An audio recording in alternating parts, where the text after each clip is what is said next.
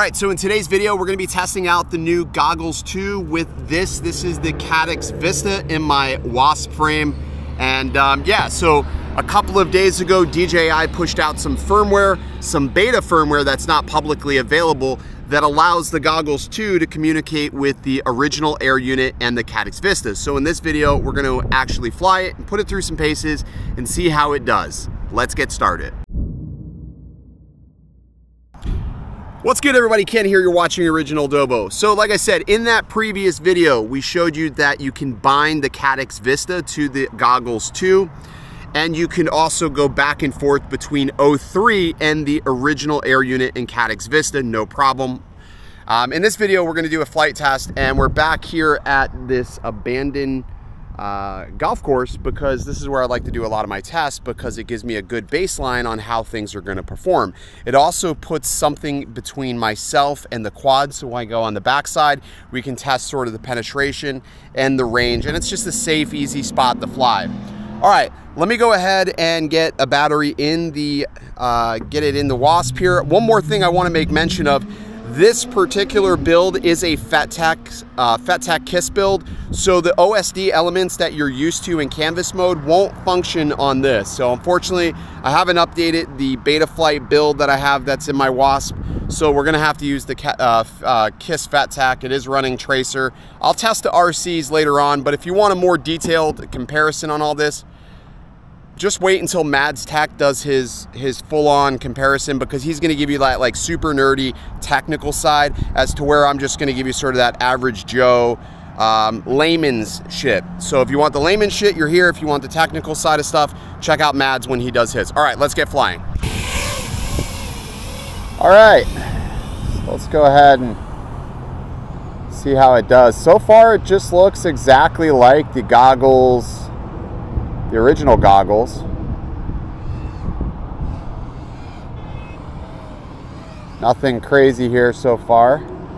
I did just change these gimbals out, so give me a second to get used to that. All right, so we're now back here, and I'm starting to see some blockiness. So we are getting some breakup here.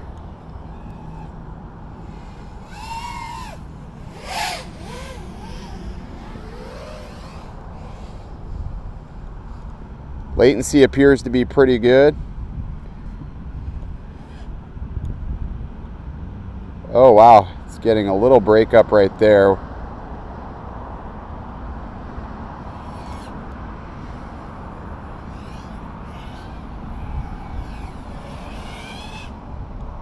Not sure what that was about.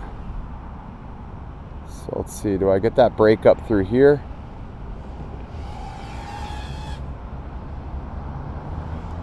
No, I didn't see the breakup through there.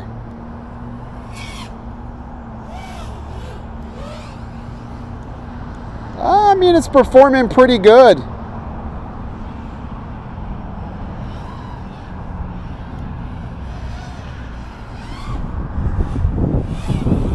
I mean, I'm not seeing, and it looks like the voltage is working, so that's a plus.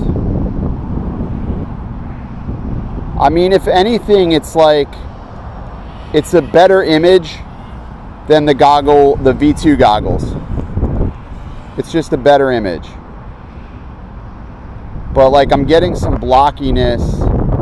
Like right here, it's starting to break up, and you can see I lost signal quality. Making sure my antennas are up, and they are. So I'm definitely not getting quite the range I would get, or at least it's inconsistent.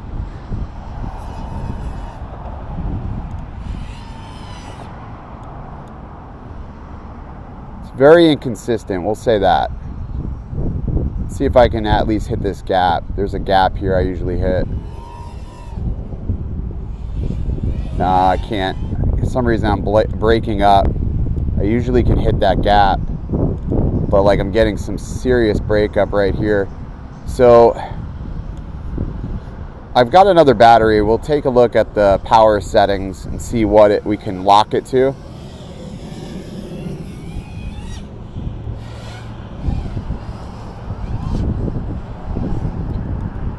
because Latency wise, it feels about the same as it always has.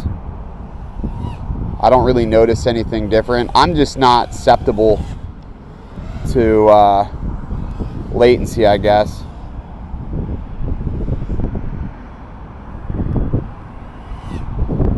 So let's bring it in. We got 22 volts. We'll go ahead and land now. All right, so what I'm gonna do now is try to configure the transmission here. So I have channel mode. I'm gonna go, oh, it's set to manual. So I'll set it to auto now. So I guess it was set to manual when I first started. Interesting. So it was at 40. So now I have it set to auto. So let's see if that makes a difference with range. Start the recording. Yep, that's recording. And so I'll just show you what I did. So basically I went into transmission, and when I was first starting off, I had it in manual, and manual I had it set to the 40 megahertz. So now I'm switching it over to auto, so it'll intelligently switch, and in theory, hopefully give me some better range. Let's try it. So easiest way to test this, we're gonna jump out here. I gotta tell you, this frame, it's so crazy flying this because it's so light compared to the bot grinder frame. So we're gonna go behind here. This is where I was getting breakup before. So we'll go out here. 3 bars of HD, 2 bars of HD. So we've already dropped to like 5 megabits. So yeah, you can see it drops pretty quick. Definitely way quicker than what it does on O3. So O3 is going to be the absolute boss when it comes to range. Oh shit.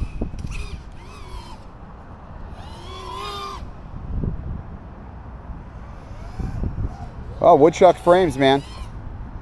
Can take a hit. That's for damn sure. The Wasp frame, man, can take a freaking hit.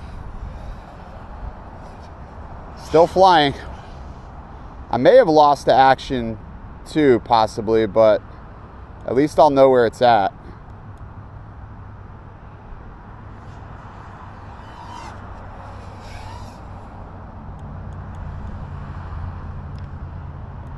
So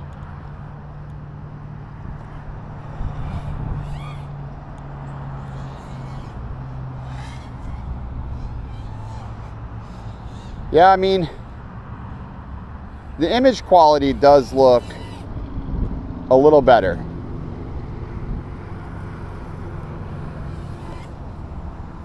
I'm not going to dispute that. The image quality does look better.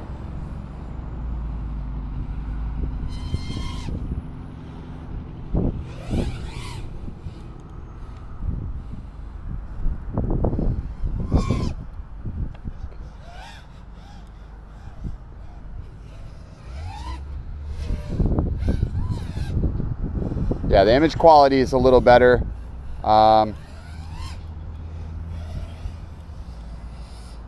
flying this makes me miss Kiss a little bit.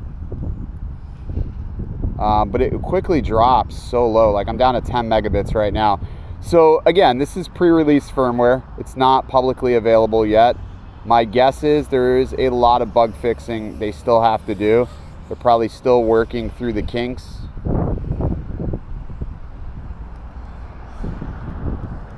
That takes to make this work.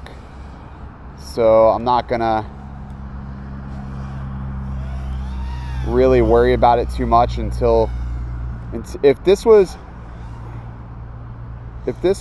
like pre-release, or if this was release firmware, I would be concerned, but it's not, so I wouldn't think there's much to worry about until they say the firmware is final.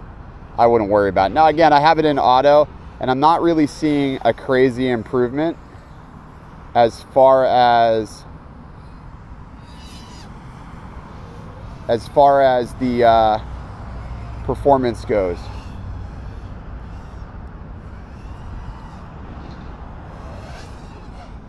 I'm not seeing an improvement. So tells me that there's still some things they have to tweak, but let me go ahead and bring it in. I'm at 22 volts. I don't want to destroy these brand new batteries. Alrighty, so what's my takeaway from testing out the Goggles 2 with the original air unit? Well, I think it's pretty simple. There's still some work to be done on the Goggles 2 compatibility with the air unit. And again, because this is still beta firmware, a lot of this is really forgivable. It's a great start. It's just missing some of those features that will make this play super nice with groups of people. Also, the fact that it drops the reception a little bit quicker, to me, is a bit of a worrisome thing. But these are all things that, you know, we don't really have to worry about as pilots. We just let the engineers sort of figure it out. So I have full confidence after talking to DJI yesterday that they're still going to work some things out. There's probably going to be maybe another 2 firmware updates that they're going to end up pushing that will hopefully rectify and improve the experience with the older air units. We'll just have to wait and see. I would just say to anybody, just be patient. Don't necessarily run out and go buy the goggles. I mean, not that you can find them in stock anywhere, but if you can find a good deal on them, at least have them in the wing ready to go. But I would say this is so close to being what everybody wanted. It's just not quite there yet, and that's okay. That's what unreleased firmware is all about: testing, finding what is needed, and improving. All right, if you found this video useful, helpful, or insightful, go ahead, drop a like. Subscribe to the channel if you're enjoying this content. I try to put as much effort into everything I can as possible for you all with the little bit of time that I do have. All right, I'll see you in the next video. As always, stay original.